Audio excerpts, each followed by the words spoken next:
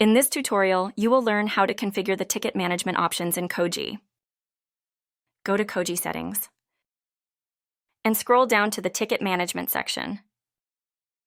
With Koji, users can list their most recent requests, get information about a specific request, add a comment to a request, create requests using slot filling. Here you can enable or disable settings related to ticket management, such as adding a chat transcript to a ticket as a work note, translating the ticket types and fields into the user's language, using slot filling, which allows Koji to ask users questions to fill the ticket fields and then create the ticket automatically.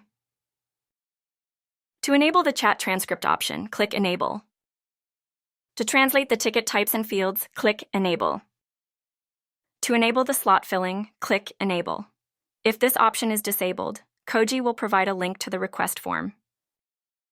Scroll up and click Refresh to display the updated settings. All options are correctly enabled. You can always disable them by clicking the corresponding Disable button.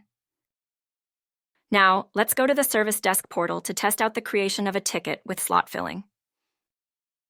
Click on Chat with Virtual Assistant to open Koji. Let's create a ticket. Because we enabled the slot filling option, Koji will first ask you to choose one of the available request types. Koji will then ask you to fill in all the mandatory fields for the chosen request type.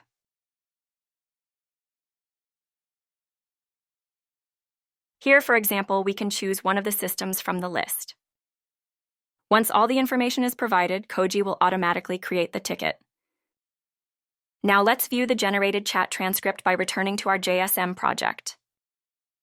Let's go to the ticket list. And let's access the ticket we just created. You will find the chat transcript as an internal note.